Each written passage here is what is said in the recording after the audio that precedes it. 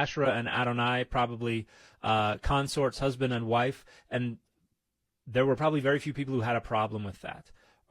Josiah is Sennacherib comes through a couple generations before Josiah, destroys most of the northern kingdom, most of the big cities in Judah, is unable to destroy Jerusalem, and what this does is this destroys all the other temples and all the other main cultic sites. So the places where you went to worship, to make your offerings, where there were divine images and things like that. All that was left was the temple in Jerusalem. The kings after Hezekiah, there are two kings who come after Hezekiah, seem to be trying to restore the earlier worship.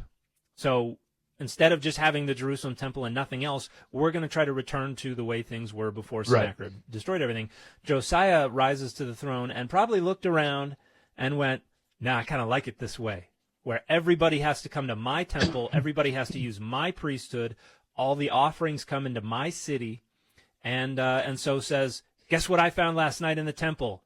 The book of the law. Turns out we've been doing everything wrong for generations, and so we're going to do things right from now on. And coincidentally, doing things right is doing everything that benefits me. So was he the first Christian nationalist?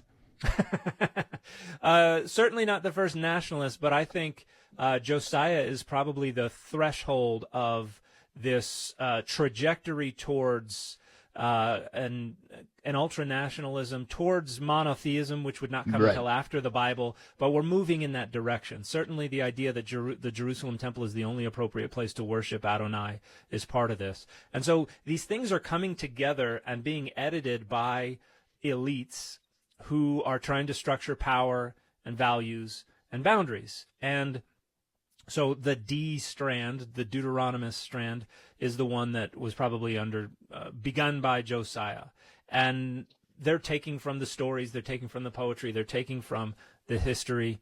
And then you have P, which is the priestly source, which is probably people during the exile who are maybe they're descended from priests, or they are priests, but they're like, we need this, we need to preserve this stuff, we need to emphasize this stuff, we need holiness. They at least knew the importance of it. Yeah, and so they produce their own version of what Josiah is producing, and this is the priestly source. And then